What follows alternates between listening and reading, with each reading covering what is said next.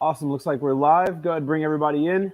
What's going on, everybody? Welcome back to another episode of 30 Minutes with a Millionaire. If you're returning back to the show, I can't wait to spend the next 30 minutes with you, and I appreciate your support. If you're new to the channel, you're new to the show, welcome. On this show, it's all about you and how we can help you increase your income, your impact, and your influence. So if you're returning or you're new, first and foremost, guys, make sure you subscribe to the channel and click the notification bell next to it. That way you're notified every single week when we drop new videos and when we go live like this to answer your guys' questions. There's no predetermined curriculum or anything that we teach here on the channel. It's all about Q&A, helping you guys problem solve in your business, helping you guys get clarity on the business, about where you are or where you want to be, and just pretty much just answering questions about the business model, about entrepreneurship in general, and helping you guys out. So what's going on, everybody? If you guys can hear me and you guys can see me all right, go ahead and drop a yes down below in the comments, and go ahead and drop your questions. And we are on multi-platform. So what I recommend is if you're watching this and you're on a different platform, come over to YouTube. That way you can communicate with everybody. You can drop your questions, get your questions answered. Awesome. What's going on, everybody? Also, while everybody's dropping their questions down below, huge announcement, guys. On the 20th, which is 3 days away, starting this Monday, is our 5-day live virtual event, the One Product Away Challenge, where you get to spend 5 days with me, and we're going to start your business. Whether you're already started a business, or you need to grow your business, we're going to help you get where you need to be, right? Whether it's starting or growing your business. So come spend 5 days with me. If you've had questions about starting an Amazon business, maybe you've started one in the past, or you wanted to start one in the past and you haven't, or you have questions in general, now is a good time to to show up, get all your questions answered, learn about the business. I'm literally pulling everything, all the curtains back, and I'm going to teach everything throughout the 5 days, as much as humanly possible, what I can teach, in the 5 days that we have together. So if you haven't gotten your ticket, guys, make sure you grab your tickets to that. The website is www.oneproductawaychallenge.com. It'll be linked down below as well. That way you guys can see that. If we get that link on there. Other than that, guys, what questions do you guys have? It's all about helping you guys get to the next level. Somebody said, what time is VIP? VIP is 30 minutes before general admission. So the event is 6 to 7 p.m. Eastern Standard Time. So, right, 6 to 7 p.m. Eastern Standard or Central Standard? 6 to 7 Central. Okay, so it's 6 to 7 Central, so it's 7 to 8 Eastern Standard Time. So VIP would be 30 minutes before that. So 6:30 to 8 Eastern Standard Time. And the challenge starts at 5:30 p.m., right? Yeah. Yeah, 5:30 Central, 6:30 Eastern for VIP. 6, I'm getting confused. If you could just drop them down below. The time zones are confusing me. Yeah, my team is going to drop the times down below for you guys. It's also on the link. You guys also should have got emails with them. All the different time zones are getting me confused. Yep, it starts 6:20, which is Monday. It's Monday through Friday. 5:30 to 7 Central Standard Time, which is 6:30 to 8 Eastern Standard Time.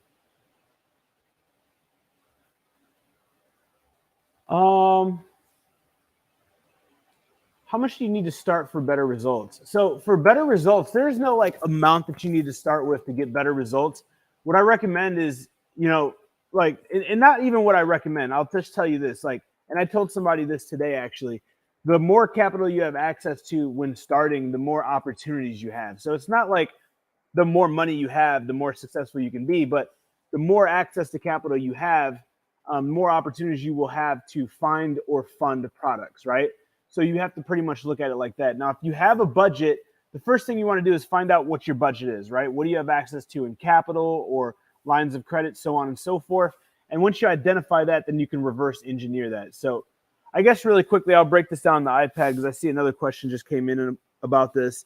And somebody actually asked me this at the gym today. So I'll break this down pretty quickly. In the AMZ formula, I call this the freedom formula. So this is something that you want to thoroughly understand when you're starting out, regardless of how much capital you have access to, right? So how to know how much money you should start with and like how does this entire thing work. So first and foremost, you want to find out your goal, right? And your goal, let's see, your goal should be realistic, right? Your goal should be realistic. So when you're doing this, you want to have a realistic goal when you're getting started. So what is your goal? Are we good?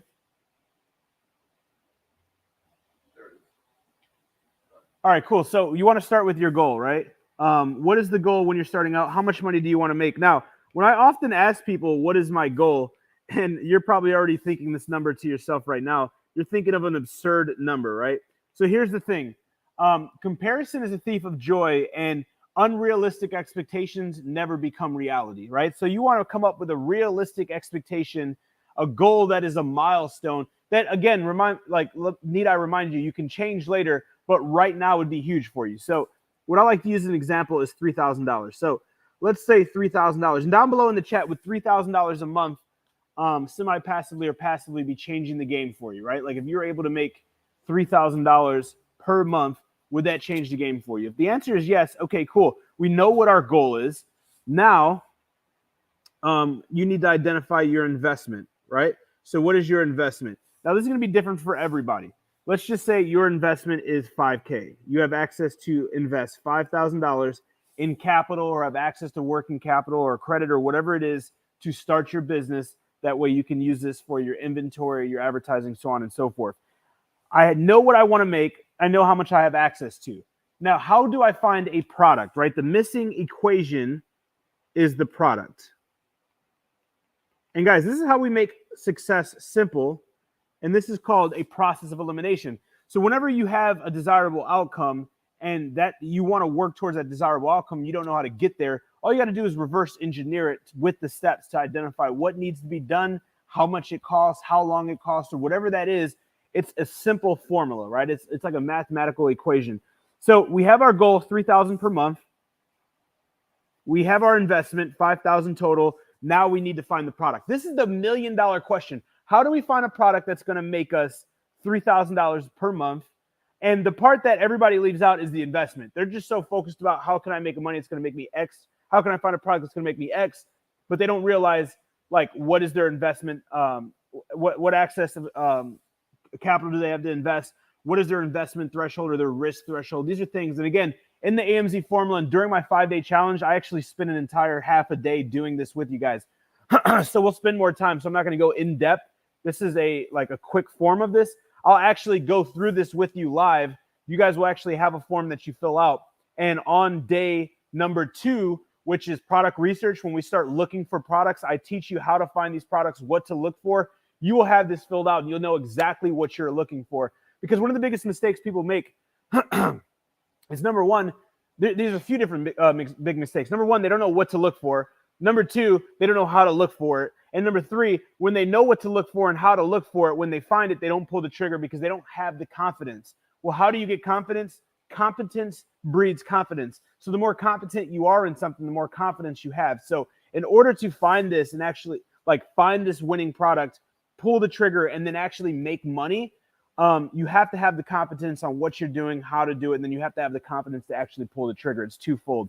So how do we find a product that's going to make us $3,000 per month? Well, if we take this and we divide this by 30, now there can be 30 days in a month, sometimes 20. I'm just using 30 to make this, simple for math purposes. This is at about 10 units at $10, right? So if we take $3,000, right, and we reverse engineer it by 30 days, all right, well, this is 100, right? So we need to make $100 per day. Now, how do we make $100 per day?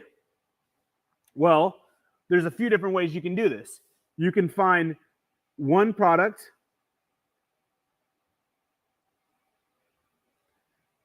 that sells 10 units. You can find per day, right, at $10 profit.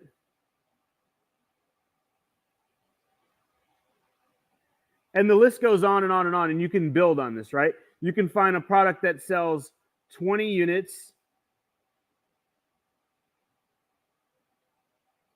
at $5 profit, right? You can find one that sells 5 units at $20 profit. And the list goes on and on and on and on and on. But what you want to do is you thoroughly want to understand, how do I get to this right here? All right. If this is my number, what's going on here? I don't know why this thing's cutting off like that. It's weird. If this is my number, let me use green here. If this is my magic number, you need to understand how to find it by reverse engineering it and using that math right there. Okay. So if my goal is this, $3,000 per month, I divide it by 30. I know how much I need to make per day. Well, how many units do I have to sell? Units per day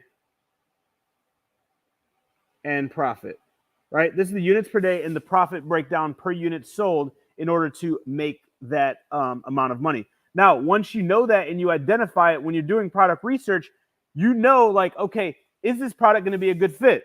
So let's run through this, right? Let's say you have product A,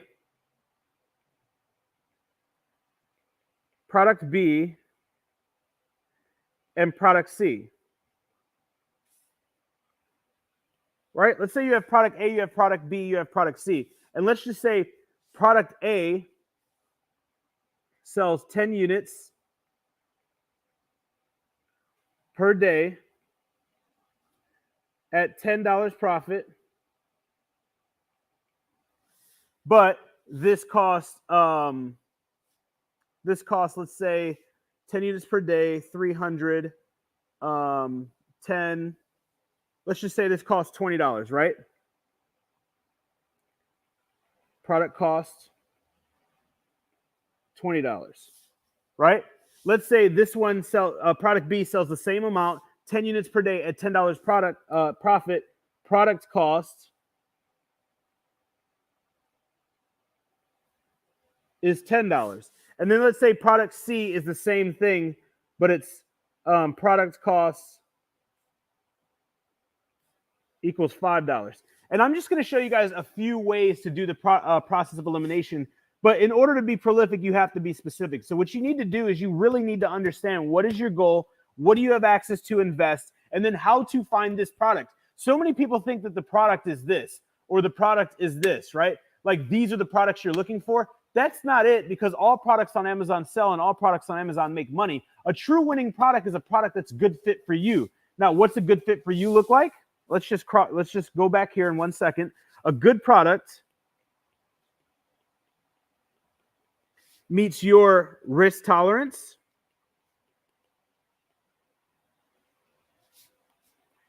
your budget, and your profit that's desired, or desired profit, right? These are the three main things that make a good product. People think a good product is something that, you know, has good margins, and something that is going to sell 7 days a week, and something that's not seasonal. Those are characteristics of a good product, but a good product for you is a different product that's a good product for me, right? So you have characteristics of a good product, and then you have a good product fit for you.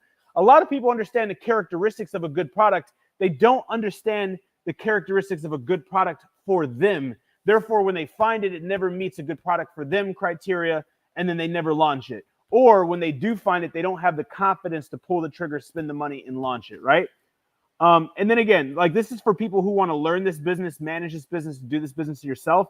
For those who are clients where we manage everything for you, like, none of this is applicable, because we go find products that are already crushing it and we do all of this for you, right? But for those of you who want to build the business from scratch, you want to find these products, learn how to do this, this is what you need to know. And this number is different. Some people's goal may be $10,000 per month. Their inventory limits may be $25,000, right? What they have access to for capital. So you want to fill this out. You want to understand this. And then you want to identify, when you find these products, what is a good product. So we have 3 products here. How do we identify which one is the best? Well, number 1, product A, if it's selling 10 units per day at $10 profit, it's making that $3,000 per month, right? So that's good. But the product cost is $20. If it's selling 10 units per day and the product cost is $20, that's $200 per day times 30, that's $6,000 in inventory alone. Well, we only have 5,000. So product A does not work. Product B, product costs $10. It's selling 10 units per day at $10 profit. Product costs 10 times 300 is how much? 3,000. Okay, if it's 3,000, I have 5,000. I have enough to launch this, right? So boom, product B would be a good fit. Whoops. Product B would be a good fit. Now let's go to product C and review product C. Product C product cost is $5. It's selling 10 units per day, so it's $50 per day times 30 days is how much?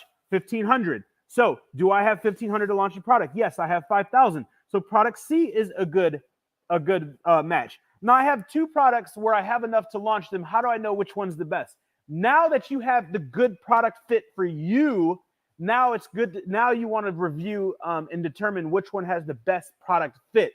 So that's when you'll go through things like seasonality. You'll go and you'll do the trend tracking. You'll go and you'll look at the depth of market. How long has it been in the industry? How many sellers are there? What are the average reviews? What does the vertical integration capability look like? And what is vertical integration? What does that even mean, that nerd terminology? That means, like, once you launch this product, can you launch other similar products easily and frequently within that niche? Or is it a one and done? Right?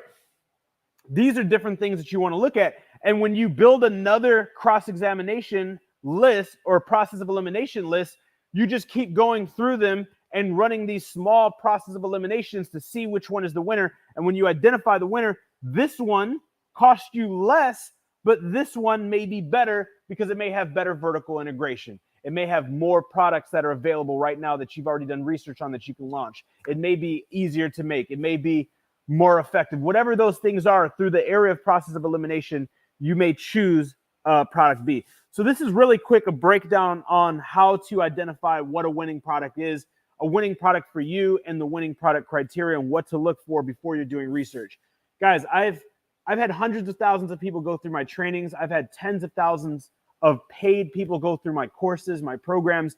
And I'm telling you, the people that do not get results are the people that do not start, right? Starting is not taking your credit card out and buying a program. Because if you buy a program and you don't watch the program or use the program, or you invest in a program, you don't show up to the coaching calls, and then you're not doing any work, you're not going to get any results, right? So investing in a program is half the battle. Learning how to do the business is half the battle, right? The people that don't get results, they don't finish the program, they don't show up to the coaching calls, they are rushing through this trying to find a product as fast as humanly possible to launch. And then they start out with criteria. Okay, I want to make X amount per month. I have X amount to invest. This is what I'm looking for. And then product research is taking too long. So then they shorten their goal. Oh, let me just try to find something. They change the parameters, right? Because they become impatient, and then they rush, and then they launch something and it doesn't work out, right? So guys, you got to be patient in this business. Like, I'm not going to lie to you. Like, this is a real business. You can get real results. It requires real efforts that any real task that is worth doing in life require, right? Patience, persistence, resilience, competence, confidence, investments, right? You can't just blink an eye and get rich. It does require an investment. Like, there's specific things that are mandatory in order to have success. But if you put the work in, you're willing to put the work in and take action and not give up, you'll get results for the business. On the 5-day training, are you going to provide documents which are also on Amazon course to people who participated? I don't know what documents you're referring to in the Amazon course, but for the 5 days, I'm teaching an hour every single day. There's 5 core components. You have the fundamentals, the frameworks, and the mindset. You have product research. You have product development. You have product sourcing, as well as fulfillment and manufacturing. And then you have scaling and exiting or selling your business, right? Those are the 5 days, the 5 components of what we'll be teaching. So every single day there will be homework, and the homework will not only help to make sure that you understand what's going on, it will help to hold you accountable each day as well. Am I going to find my first product that will change my life next week? I don't know, dude. I've been going to the gym for 6 months, and I'm nowhere near the dream body I want. So, like, that's like, bro, the first sentence was realistic expectations. Like, anyone that's going to tell you, yes, give me money and your life will change next week is lying to you. So if you're lying to yourself by asking that stupid question, and expecting me to lie to you. Like, I don't know what, like, you're already starting off on the wrong thing. Like, this is not a miracle. I'm not God. Like, I'm not bringing you guys to the miracle zone. I'm going to teach you a real business, and I'm going to teach you guys exactly what to do. This business will show you how to find the product that can change your life. Next week, I will do all the training that you need to find the product to change your life. But you're not going to show up for 5 days on your couch, watch a video, push a button, and get rich. Like, that's not happening. We will show you everything. Like, my goal is in the 5 days is to teach you as much as humanly possible. Like, it is teaching the entire 5 days, every single minute, teaching. I'm here in my studio. I'm sharing as much as I can with you guys during the 5 days. If you're VIP, you get to ask me questions every single day. You're going to have the frameworks. You're going to have the fundamentals. If you're following along with it and you put the work in, can you find a product in 5 days? Yes. Can it take you longer? Yes. Will you have results if you take action and don't give up? Yes. Will you have results if you show up for the 5 days and then do nothing afterwards? No. So that's what you have to look at it. Some people go harder than others. Some people have more time and resources than others. Some people are going to be doing this after work and not be able to work after work on their business. Some people have nothing else going on, are going to be able to show up, put the work in, then work, the next 5 days relentlessly. So I don't know what that looks like for you or where you are, but I can tell you the things I'm teaching are not theory. They're factual, right? I've gotten results with them. Numerous other clients have gotten results with them. The stuff is tried and true as well as proven.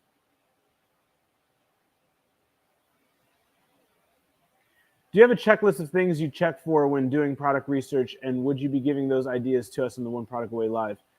Yeah, so on day number 2, which is product research, I go through an entire list of everything that I look for. What categories do I search in? What am I looking for? What are the characteristics of a winning product? What are the price points? What are the review counts? What is the dollar amounts? What are the margins? Like what do I do once I find these products? How do I verify these products? How do I review multiple products and identify which one's the best? How do I stay organized? How do I stay motivated? Like, literally anything and everything that's associated with product research. Again, guys, this is a 5-day, 5-hour live event. My course, like my program, product research alone, is as long as the 5-day challenge. So guys, what I'm not going to do is sell you guys some pipe dream that I can break down my 20-hour course in 5 hours. It's not humanly possible. And I'm not going to do a 20-hour live event. But what I can guarantee you is that in the 5 days that we spend together, I am doing as much humanly possible to share with you guys as much digestible, understandable, up-to-date information in regards to this business. That way you can execute on it and start your business. For those of you who have questions about the business, all those questions will be answered. For those of you that are stuck in your current business, those questions will be answered. Those of you who want to start and have questions about starting, those will be answered. Those of you guys that need a roadmap and need to know what to do step by step, those questions will be answered. And for those of you that show up and you're starting and getting momentum at the end of the 5 days and you want to work with our team, that's possible, right? That's possible. We can work with you one-on-one and we can help you step by step. If you want to go off and do the thing on your own, that's absolutely fine and possible as well. But like, so many people ask, like, what's the difference between this and your course? Well, my course is 20 hours and this is a 5-hour event. That's like saying, what's the difference between college and going to a 1-day seminar, right? Like, if you want to be a doctor and it takes you 5 years of your life, or you're interested in becoming a doctor and you go to a 5-day summit, I shouldn't have to explain the difference. So that's kind of the difference when you think about them.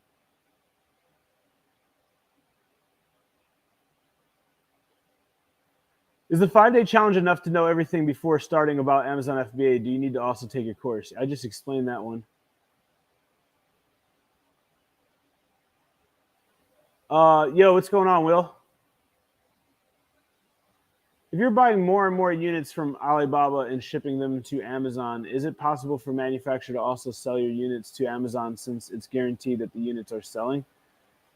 I mean, it's not guaranteed. I mean, is it an option that a manufacturer can sell its own product on Amazon? Yes. You're not going to order 300 units and get an exclusive only right. Is it possible that I go make an exact iPad and sell it? Yes.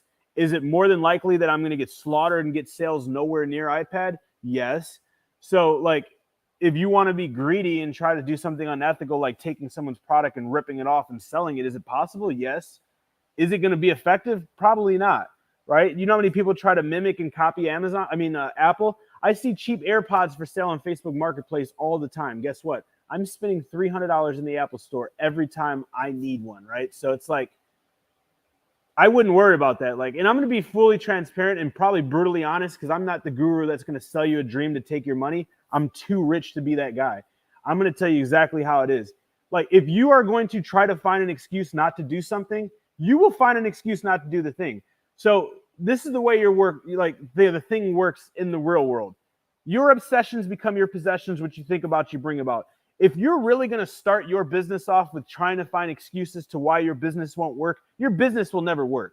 If you're going to go on a date with a girl who you really like, knowing that you're ugly, your breath stinks, you're short, you're awkward, you're out of shape, you're not fun to be around, you drive a crap car, and your family hates you probably. Like, if that's what you feel about yourself and you go on a first date, you're probably not going to go on a second date, right? So why would you start your business like, oh my God, the economy is failing, a recession is coming, we're in inflation, isn't Amazon, what if Amazon sells my products? And what if the manufacturers sell my products? And what if the PPC is negative? And what if I get a return? And what if Amazon shuts my account down? And what if I run out of money? And what if I run out of inventory? If you focus on all of those things, you're focusing on scarcity, negative, and an undesirable outcome, and a desirable outcome will never happen.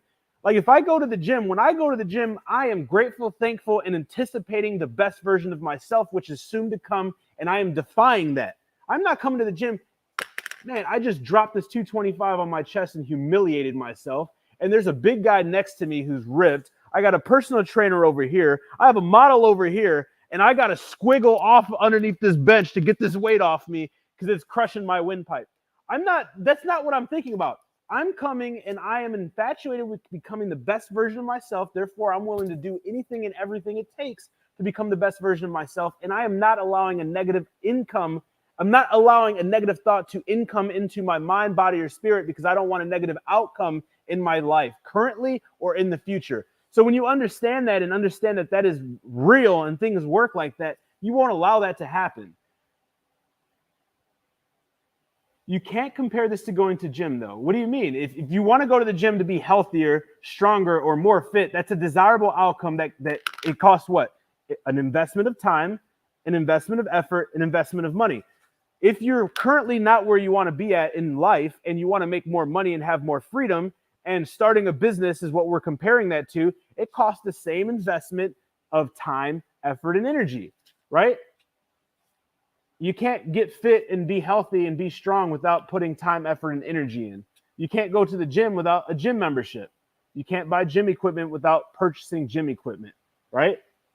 You just can't. You can't start a business without learning how to start a business. You can't start a business without investing in a business. Anything and everything you do is an investment. Everything, right? If you're married, your marriage is an investment. Your wedding costs money. Your first date costs money. And even if those things didn't cost money and you got married and ate Little Caesars like me because you were poor, it costs an investment of time, effort, and energy. If you create a child together, that child was not able to be made without an investment of time, effort, and energy. Anything that is worth having or that has a result is only an outcome of time, effort, and energy being submitted for that thing to become a reality. That's just the way it works. Where do you find out the product's units? Can you clarify that? What does that mean? Maybe if you could re-edit, like if you could re-clarify that question down below, we'll come back to it. Where do you find? Yeah, I don't know. Yeah, is the 5-day challenge enough to know everything? Yeah, we pretty much covered that. The 5-day challenge is like the most value that you will get. If you have questions about Amazon, whether being an investor or an entrepreneur, whether you're starting or you're having a company like mine do it for you, or you want to do the business yourself and you want to learn the business, or you've started the business and you're not taking off, or you're stuck, or you have questions that you need answered, like if any of those are true or a yes, this is the best place for you to be. That is not a program, course, or curriculum. Does this replace a program, course, curriculum, mentorship, working with us as a client? Absolutely not. Can you take this information and do this on your own? Absolutely. Is it going to be more than just watching the stuff on YouTube? Absolutely. But like only you can answer that question. Like me personally, I wouldn't try to become a professional through reading books and going on YouTube. I want to interact with someone who's an expert, right? That's just how I am, right? And the easiest way to become successful is to learn from someone who's already successful. It's that easy. How do you best rank a new listing? Identify how many units the people on the top page are selling and sell more than them as quickly as possible. That's like, I try to make stuff stupid simple. Like we're not going to talk about algorithms and CPCs and ACVs and UPTs and all this nerd stuff that you guys want to hear. It makes me seem more qualified and smart. I'm going to tell you straight up, the A10 algorithm works like this. Identify who's top, how much are they selling, sell more than them for 5 days consecutive. It's that simple. Doesn't matter what your thing looks like or the reviews or how many products are being added per hour. None of that crap matters. Just identify how many units through software and through manual tracking that your competitors are selling, and then sell more than them. Going into the next question, someone tried the 999 and it didn't work. The 999 is not 100% guaranteed because there is an option inside of Seller Central on the back end. You can go in and you can do what's called an inventory restriction limit. And an inventory purchase restriction limit allows you to only be able to sell X amount of units per transaction. So people do this to save their inventory. People do this because they don't want people 999ing their stuff if they're an expert. So it's not 100% success rate. But when you can find people who don't have this on, because very seldomly do people turn it on because they're like, why would I limit how much product I can sell? I want to sell as much product as possible. They don't understand this whole strategy. They'll have it off and then you can track them. But even if you can't, there's tools within Helium 10, Jungle Scout. And again, I teach you this in my program on how you can find out how many units through tracking other sellers are selling. Once you find that out, like if the top person selling 30 units per day, if you can get to one more unit than them per day and consecutively do that 5 days, I would say 5 to 7 days, you should be able to surpass them.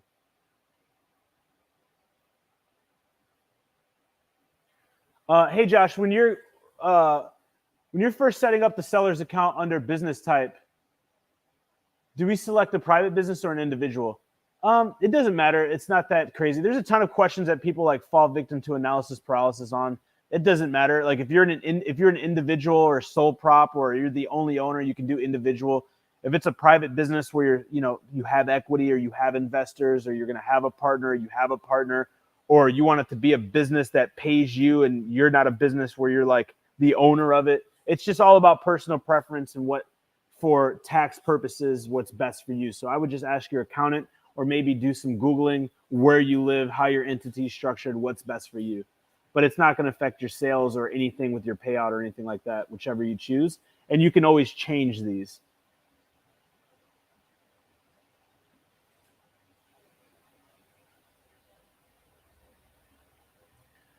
Should I go with a supplier who does DDP versus one who doesn't? All suppliers can do DDP. If they're willing to versus will they not is a whole nother thing. DDP basically means that they're handling everything for you. So in the program, I talk about doing DDP for your first order. DDP alleviates all the stress and liability because they're going to make your product, package your product, take your product to the docks, get it through customs, get it to the receiving dock domestically once it's out of international borders, and then get it checked in and inspected again. Then they're responsible for getting it to Amazon. DDP is the most expensive. So you have DDP, most expensive, least amount of work. You then have FOB, second most expensive, second least amount of work. And FOB stands for freight on board, which means that they will package everything and get it to the actual parcel, whether it's a boat or it's an airplane, and then you're responsible for getting it to Amazon.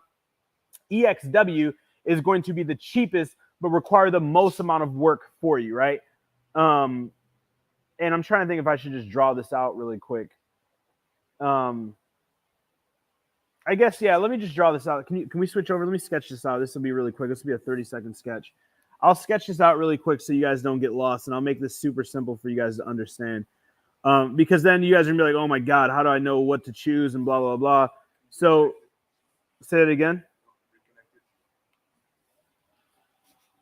Because this is something that can be confusing. And again, guys, like I'm known notoriously for making success simple. Are we good? All right, so shipping. How does it work? How to know which one to go with? How to know if a supplier does it? What should I do when I'm starting out? All those frequently asked questions will hammer in like 1 to 3 minutes. So in chronological order, from most expensive, right? So from most expensive to least amount of work.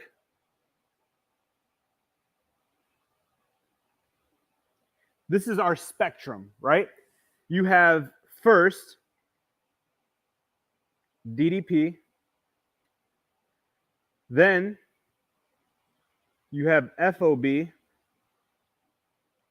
then you have EXW. Now, in my program, I break them down, what they are, like all this stuff in great detail so that you can utilize this, but I'm going to break this down very simply, effectively on this channel. Again, in chronological order, DDP costs the most and is the least amount of work. EXW costs the least amount. And it's the most amount. Most of work, right? All right. So DDP is basically the, and I'll write this down here for you guys so you guys can just, again, you guys will have access to all my notes on every single show. You guys will get all of these notes. I screenshot them. We drop them down below. Use the dashboard, put your phone, your information in, and our team sends it to you, and you can log in and have access to all of these, right? So that way, but I also suggest you guys taking your own notes. DDP, supplier is responsible from them to Amazon. Okay? FOB, which stands for freight on board, supplier gets to airplane or boat. You are responsible to Amazon. All right.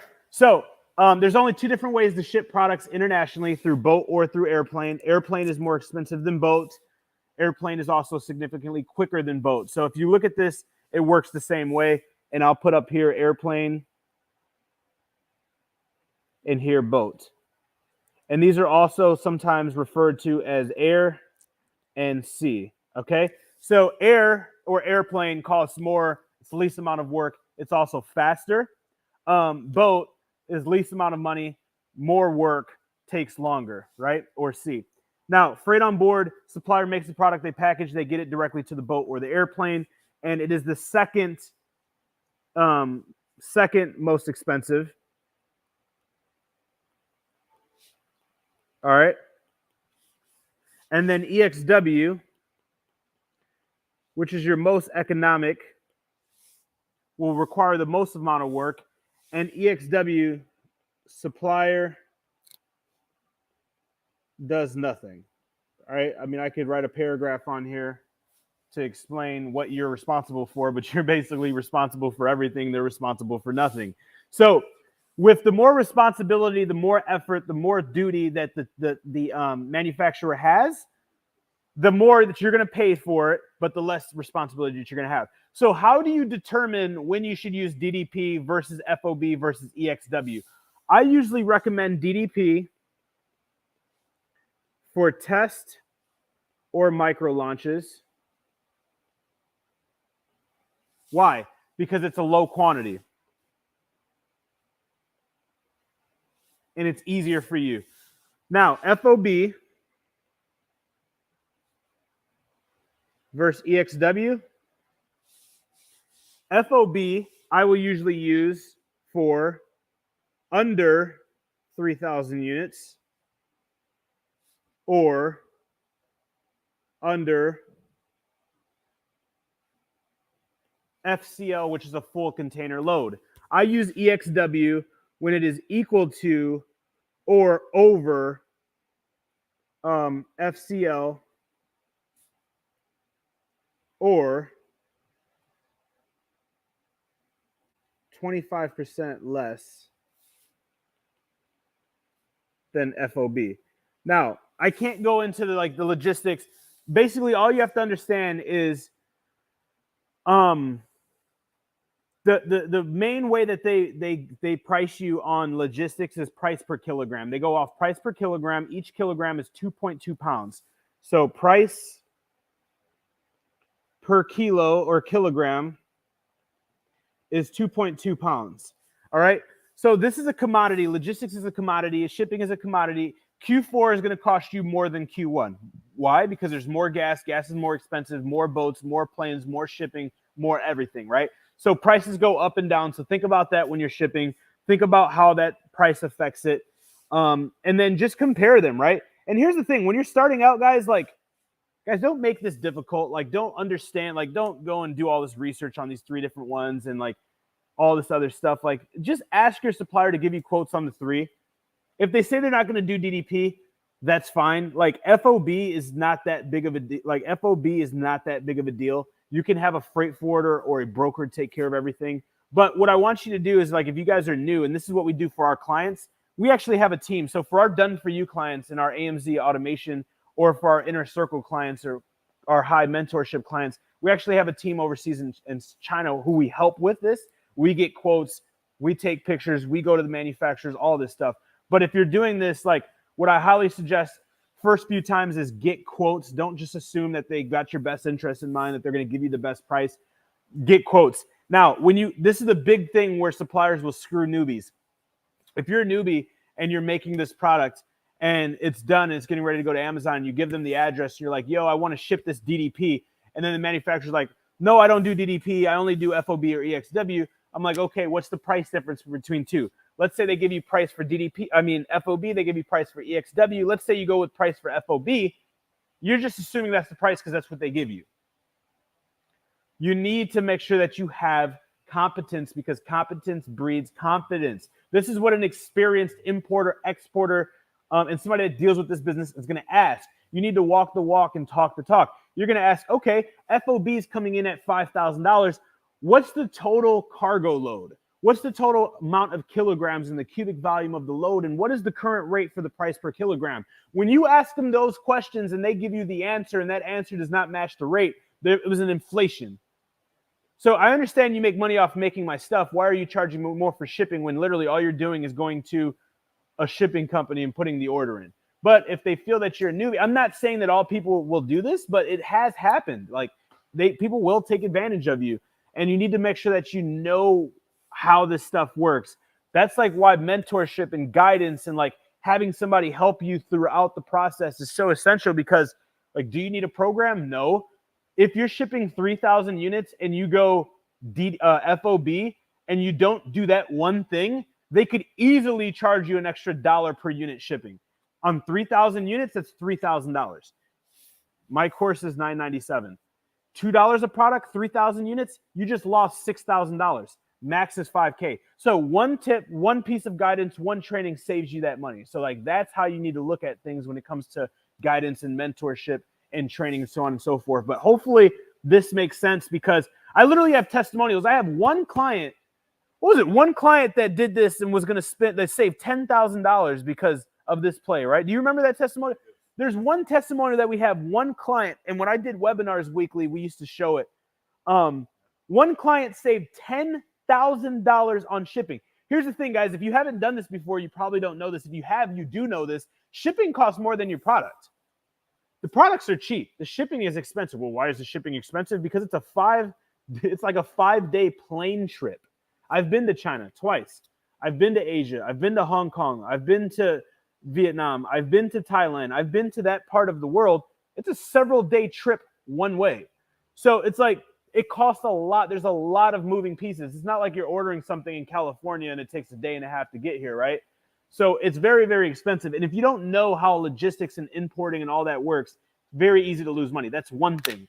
Now you have manufacturing. Then you have listing on Amazon. Then you have PPC. There's multiple components where you can just bleed money if you don't know what's going on. That's why it's important to work with someone who knows what's going on. and has done this before. Because I've hidden all the potholes.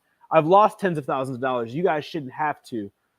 And again, in my 5-day event, guys, day number 4 is going to be logistics, importing, manufacturing, all of this. So we'll be breaking all of this down. How to find a good manufacturer, how to find the price, how to negotiate prices, literally everything. For the DDP test, how much quantity would be a good amount to start with? So 300 is like the rule of thumb, but again, there is no rule of thumb cookie cutter number, because if, look at it like this, 300 or 30% of your monthly is like a nice tester. On the tester, there's 2 ways to launch products. You do what I teach, which is a micro launch, which is where you launch around 30 to 50% of the anticipated monthly sales.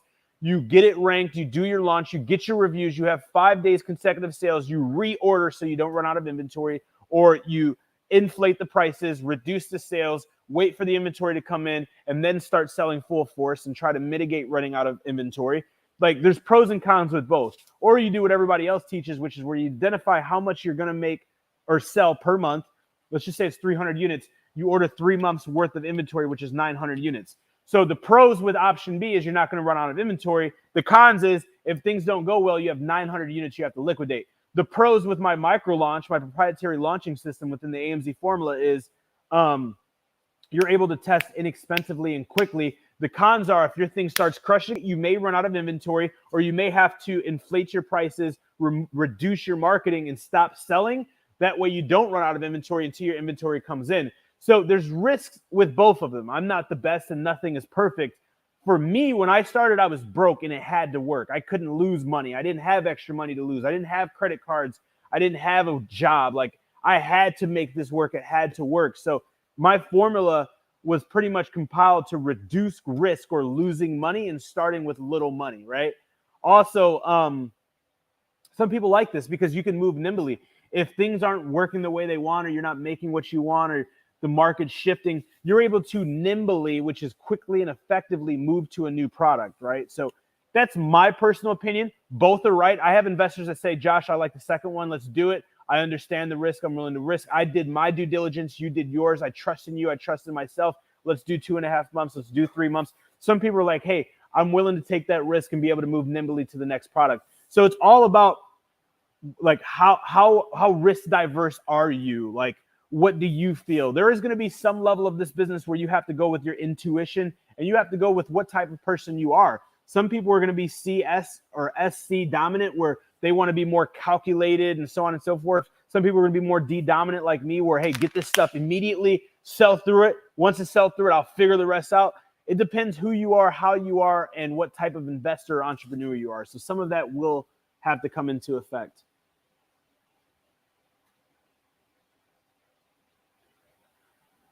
If I have an Amazon store that's set up by you guys, will it be easier to do Amazon logistics? So what we do is a little bit differently. So for some of our clients, we have 2 different options. We have the PL route, and then we have a hybrid route. PL route is basically with what I teach you, what I'm teaching you guys. You find a product that has high demand.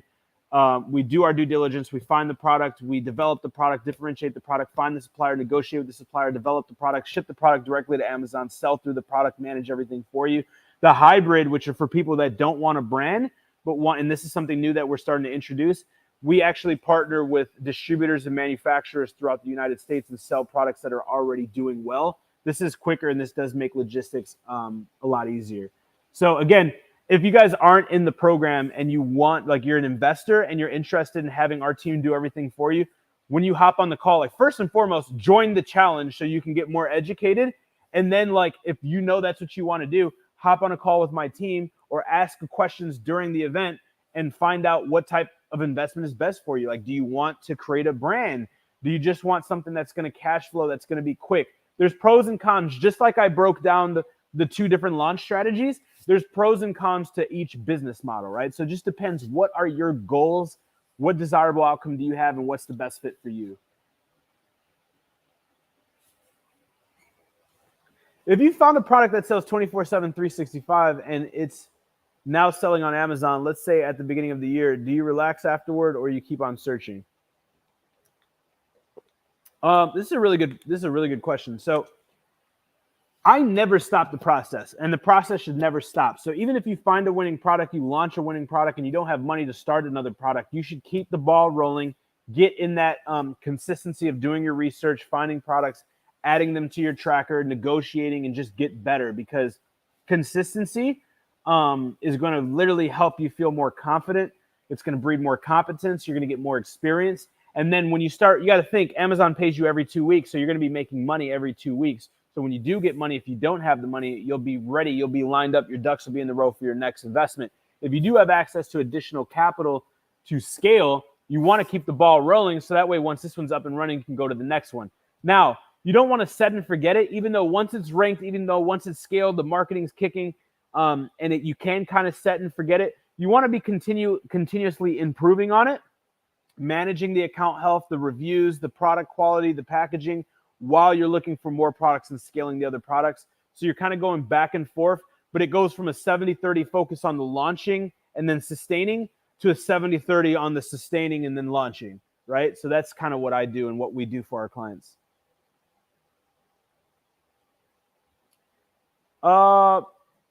Just interested, do you have more sport cars or do you only love Lamborghini? I'm not really a car person. I drive this car every single day. It's just one that I had my eye on as a kid. I'm not really a car guy. I have a few toys. Like this is my outdoor guy. I actually like driving this thing. Pretty much goes through everything. So I'm big in outdoor stuff. I do retail arbitrage and online arbitrage. What would be my next step to go to the next level? I'm selling 5 figures per month and use FBM and FBA. So, I mean, here's the thing. So with retail arbitrage, online arbitrage, like the way to scale your business, man, is just whether you finding more SKUs, finding more distributors and more manufacturers, or hiring people to go out and scout. Like, honestly, like the thing that I like about the two other models that we do, which is the hybrid model and the PL model, is like it's infinite scalable without more time. Like when I was doing arbitrage, and like one of my really good friends, Steve Rakin, who does arbitrage and like that type of stuff, he's crushing it. He's been crushing it. He helped me put food on my table when I was poor. You have to go hustle. You have to search more websites, go to more stores, get more stuff. You have to hustle to find the sales because they're not sustainable with arbitrage because you're doing arbitrage. With the hybrid, the stuff that we're selling is always going to be available below MSRP. We'll always be able to infinitely scale that. All we need is more money. With PL, we'll always be able to put more marketing dollars into that product to sell more units, or be able to vertically integrate by adding additional SKUs and scaling that business, and then increasing the evaluation of the company and selling the company in 2 years, which is what we help all of our clients do. So that's like my personal opinion. But if that's not something you're interested in doing, man, I would bring VAs on board. I would bring partners on board, employees on board. You just need to hustle, go to more stores, find more SKUs, list more stuff, make more offers.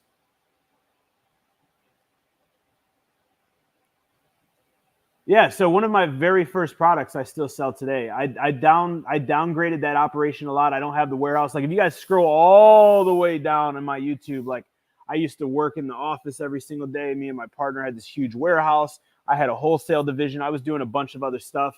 And if you really want to know like the true, like what my outtake is on wealth and the stages of wealth and like why I'm not grinding Amazon products today, a lot of people are like, oh, because you make all your money off courses. That's all BS. Like if you truly want to know my outcome on money and freedom and like how I used Amazon to change me and my family's life, after this, there's a YouTube video called The 3 Stages of Wealth. I promise you, zero BS. That is probably one, if not the best video that I have on this channel, because it literally took me a decade to understand that there are stages of wealth and how the stages of wealth work and how you have to look at the stages of wealth as seasons. So there's 3 main seasons in the stages of wealth. And this is my own philosophy. I didn't learn this. This is like what I've developed using myself as a guinea pig. You have wealth creation, which is a vehicle or a catalyst that you do to create money. There's going to be a lot of time, a lot of sweat equity, a lot of money, a lot of stress, whatever, a lot of sacrifice to get the wealth creation. That's going to be the catalyst, the vehicle to create that first wealth, right? Whatever that looks like for you. That can be 10,000, 100,000, a million, whatever that looks like. Then you have wealth accumulation. This is where now you start to multiply what you're doing. You start to scale what you're doing. You start to do more things. Perfect example for me, and I'll tell you my exact what I did, and this isn't perfect for you. This is just what I did for an example. My wealth creation came from Amazon. My wealth accumulation came from more SKUs on Amazon, more subsidiaries on my Amazon business, and a new division selling wholesale with my Amazon business, and then branching off into real estate. I was flipping two to three homes a quarter. I was buying rental properties, fixing them up, and I was renting them. That was my wealth creation. I now feel, and for me, like my goal, your goal, and other people's goals are different. So comparison is a thief of joy. So don't compare you with me or me with someone else or you with someone else or vice versa. But the third stage is wealth preservation. And what wealth preservation to me, because I don't want to be the richest person alive. I don't want to be the largest business owner. I don't want to be on the Forbes list. Like none of that I care about. I care about being able to live the rest of my life on my terms and being able to make decisions daily based off of what I truly want to do, not work related or things that are not mandatory. What matters to me is like being able to make sure that my parents are straight the rest of their life. My wife will never have to work another day in life. I could take off as much time to do whatever I want. I could travel whenever I want, where I want. That's what I care about. And like, there's no amount of wealth that I would go back and not be able to have that freedom to create more wealth. So the wealth accumulation stage for me, which is where you've accumulated, first you've created, then accumulated enough wealth to the point where you can just preserve it. And this is the wealth preservation, which is the phase 3, where you can preserve it at dividends, at shares, at interest, some type of passive, some type of income that's created off of the wealth that you've already created that will sustain your lifestyle, that is unbreakable, that is recession proof, and not only for the rest of your life, but for generations. So for me, it started at Amazon. Amazon was wealth creation. Wealth accumulation was more Amazon, different Amazon, then real estate. I did that for 7 years, right? Now wealth preservation is taking all of this and then creating my own bank through my own trust, right? If you want to read a good book about what I'm doing and what you can do in the wealth preservation stage, 2 books are What Would the Rockefellers Do? And then another book is What Would the Rockefellers Do? And Becoming Your Own Bank, right? Those are two crazy reads in the wealth preservation stage. And it basically is me taking all my wealth, me creating my own bank, and me borrowing against my wealth, right? And using my wealth to generate more wealth and then to buy assets that are recession proof, right? My apartments are 100, some are 130, some are 150 years old. They've lasted a century and a half. They will outlive me. They will outlive my children. Every 50 years, we replace the roof. Every 30 years, we replace the mechanicals, and they're going to continue to print money for generations to come. That's multi-generational income that is very sustainable, and that's wealth preservation, right? I have my own bank essentially that I created where every time I borrow money, I now borrow money from myself. I pay myself interest, myself makes money, and so on and so forth, right? So that's just a few things. We have trucks, we have stocks, like we'll residually make money off of dividends, off of shares forever. Like that's kind of where I'm at. So not to go down this rabbit hole because that's a 3-hour training, like, but look at it in stages and understand that there's seasons. So something that I did well that helped me get where I am is I was willing to do whatever it took during each season. The thing is, like, the minute people become successful or they get a taste of success, they want to enjoy their success. And you cannot become successful and enjoy success in season 1. It will not happen because you will become complacent. You will never grow. You will think you'll grow, but you're growing incrementally due to the age. Like every single day, your life expectancy is decreasing every single day. Every single day, you have less time on this earth. So if you are starting to make more money and you're starting to spend more money or increase how much you're spending, when you look at how much time on this earth you have left to how much money you're making to how much money you're spending, you're actually not going anywhere. You're flatlining. So for me, I understood that at a very early age. So I was willing to go beyond and above to sacrifice everything. I found a picture today, actually, I might post it on social media. In 2018, me and my wife lived in a townhouse, which is like a duplex side by side, where on the other wall is another family. And I remember it because I took the picture because I bought this curriculum for my kids, and it was $2,000 and it was a lot of money. But I bought the curriculum because the curriculums in schools are outdated. So now my kids have an up-to-date curriculum that they can follow through going to school. But anyway, I found that because it was a Facebook memory, and it was 2018. I had several $1,000,000 in the bank. My rent was $750 on a 675 square foot townhouse, and I drove a 1999 DeVille I bought for $2,500 from Miami, worth $3.5 million. Was I torturing myself? Was I overly frugal? Did I not want more like nice things? I'm wearing the same black t-shirt I'm wearing right now, and I'm wearing basketball shorts, the same stuff I'm wearing right now. Did I not want more? Of course. But I've always understood, and I've always told my wife that if you drink water for a short period of time, you can build a wine cellar to where you can drink wine the rest of your life. And my mythology is that I will sacrifice for a decade or half a decade or however long it takes to be able to not sacrifice the rest of my life. So you have to come to the conclusion, are you willing? Because everything has a sacrifice. You rather sacrifice now for the dreams that you have and the goals that you have, or you don't sacrifice for the dreams that you want and the goals that you want to accomplish, and the dreams that you have and the goals that you want to accomplish become the sacrifice. So you rather sacrifice today to live tomorrow, or you live today and sacrifice tomorrow. So there's no, it doesn't matter philosophy, scientifically, spiritually, psychologically, it doesn't matter how you view this. This is the truth. If you think about it, if somebody works 40 years of their life, they're essentially sacrificing 40 years of their life for the remaining 20 years that they have or 30 years that they have on life, right? Well, how can you expedite that, right? If the retirement age is 65 years old and the life expectancy is 72 years old, you're going to work 40 years or 50 years to retire and have 7.5 years on planet to enjoy your life. For me, that didn't make sense. And then when you look at health complications and all this other stuff happens over the age of 55. So work for 40 years, retire when you're around 65 years old, where all the health complications happen, and then only have 5, 7, maybe 10, 15 years if you're super healthy and have good genes left to live. For me, that didn't make sense. So again, you sacrifice today for tomorrow, or today you live and you sacrifice tomorrow. So that's the way I looked at it.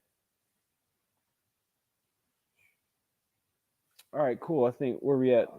We'll blitz through the rest of these questions, and then this is 30 minutes with a millionaire. I don't think we've done one of these that were 30 minutes. So we'll blitz through the rest of these questions.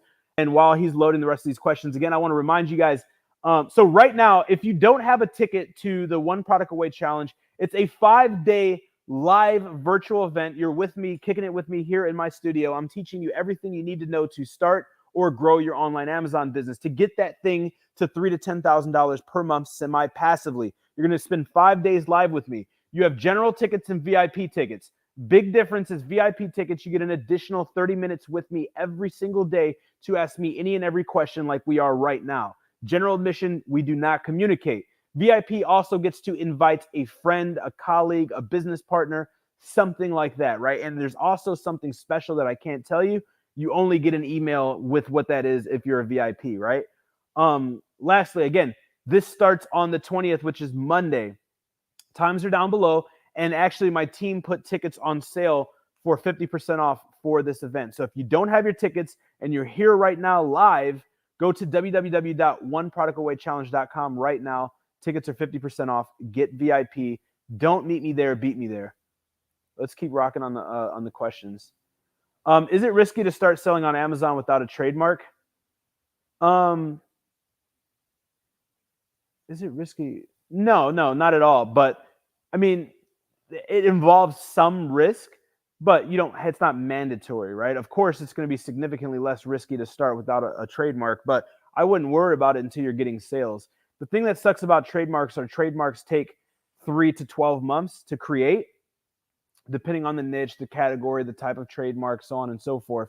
And the reason why trademarks are important is because it's going to protect your intellectual property, but you get access to enhanced brand content, which is EBC or A+ content within Amazon, which unlocks all these benefits like getting hijackers removed off your listing within 60 minutes, adding pictures, adding video, adding different products on your listings, pretty much creating a funnel on your stuff. So there's just all types of benefits. So you have to have a USPTO registered trademark that's verified in order to be able to submit access to EBC or enhanced brand content through the brand registry program.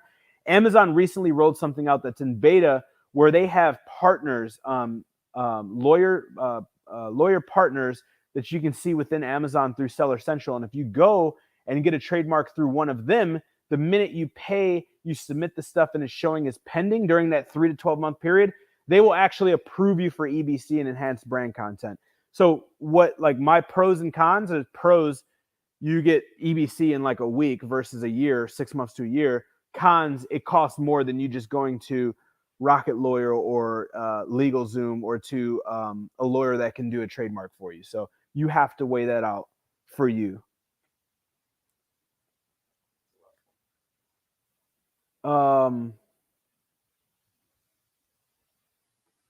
Two questions when doing FBA.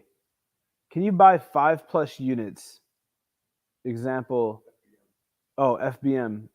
Can you buy 5+ units? Example, Apple AirPods, and sell via Seller Central? Second part, do you track taxes, especially for out-of-state sales when doing FBM?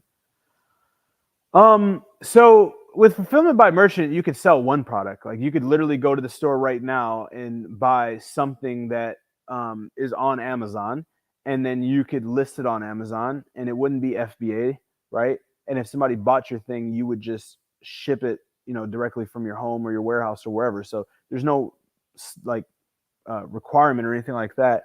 And then for taxes, Amazon keeps track of everything, and you can print reports on that.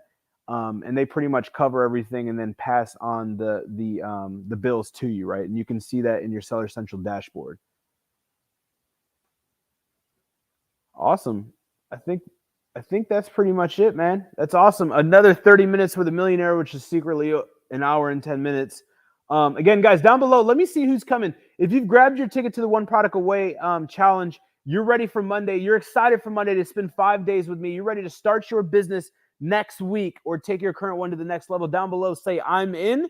If you guys are on other platforms, TikTok or Instagram, you guys grabbed your tickets and you are ready for Monday, drop the words I'm in and call some people out that say they're in. Also, guys, as you're join the Facebook group. People already started a week in advance, and there's already homework, guys. We don't start Monday. We started the day that we launched tickets, which was last week. So we have people that are already a week ahead on homework and already getting started for Monday. So rest assured, if you have not started yet, if you have not gotten your ticket yet, if you get your ticket right now, the next link after you're done with your purchase, you will get a link to the Facebook group. Join the Facebook group. Go through all the posts. Go through all the videos that me and my amazing team have already done. Watch those videos. Start getting caught up on all that homework. Watch all the videos and get ready and be prepared for Monday, guys. Don't meet me there. Beat me there. If you're not early, you're late. Next week, guys, Monday through Friday, we're going to start your business. We're going to blow yours up, literally throw rocket fuel on top of the fire if you have a current business. One thing can exponentially increase your sales. One question could literally eliminate the self-limiting belief or knock down the roadblock. One framework could give you the confidence that you need because you now have the competence that you lacked in order to take the initiative to start. Guys, information changes situations through implementation.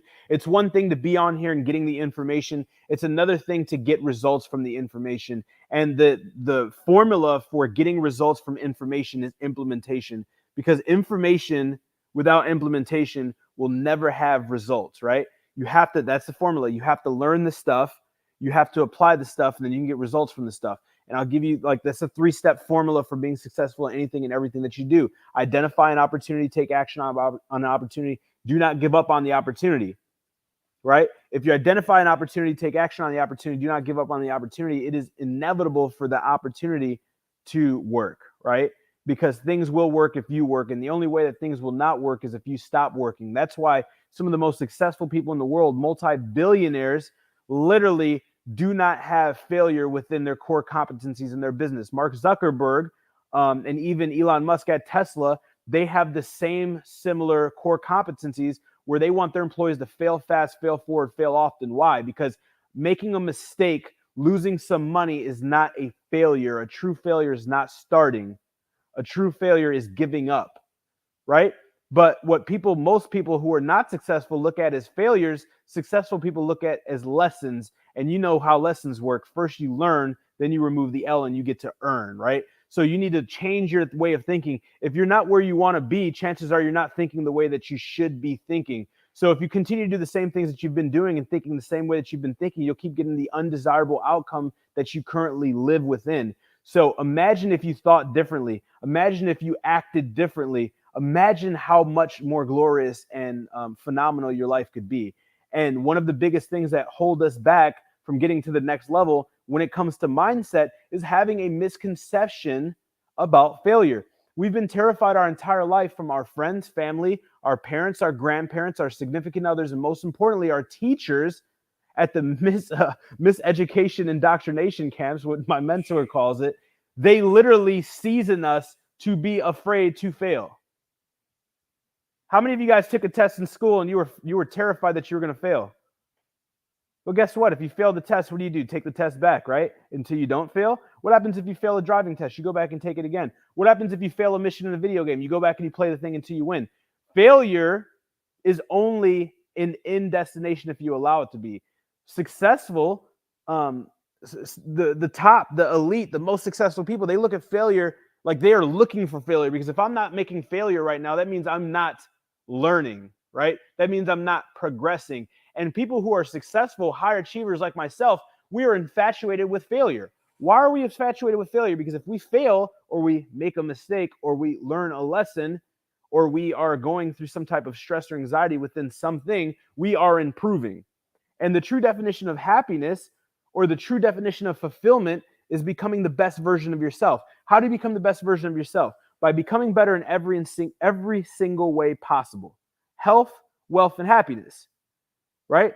Like we have like a few of my friends here, a few of my colleagues here, my personal trainers here, and he has this saying, like, and this kicks my butt when we're training. Like one of the things, perfect example, we do a bicep exercise and we do it until failure. What does that mean? Until I cannot move my arms anymore. Why would you work a muscle out until you can't move them anymore? Why would you do a bench press or some type of muscle movement or workout until you physically can't move anymore?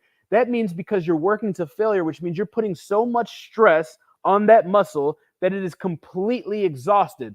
Well, if you look at how muscle is built by first being broken down and then rebuilt up. So the more you break the muscle down, the more you tear and rip the muscle, the bigger the muscle can get, the stronger you get, the more large your muscles get. That's the goal. So wouldn't it make sense that that's not possible without failure?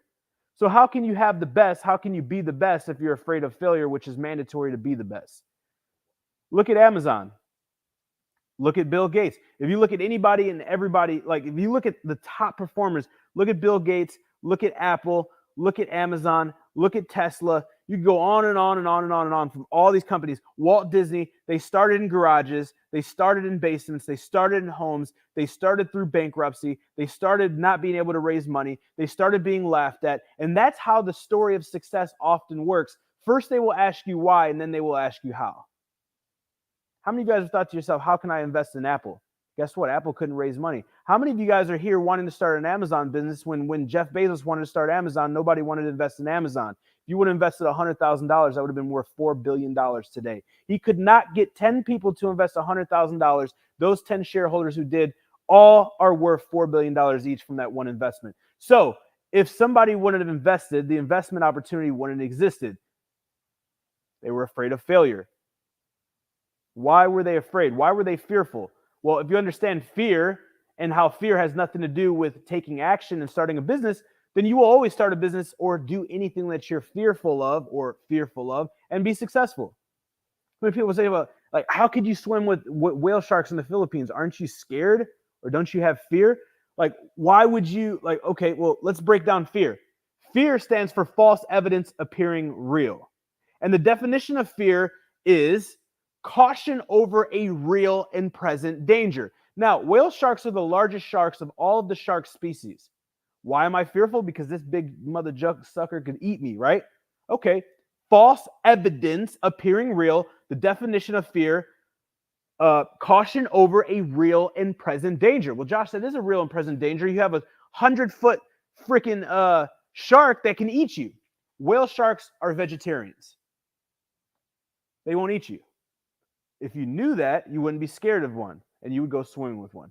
Well, I don't want to start an Amazon business. I don't want to start my business because I'm scared that I'm going to lose my money. Fear is false evidence appearing real, or fear is, by definition of fear, is caution over a real and present danger. If you lose money, nothing's going to happen to you. You're not in danger, right? You're not in danger. If a lion busts in this door and he's running at me, I'm in danger. I may lose my life, right?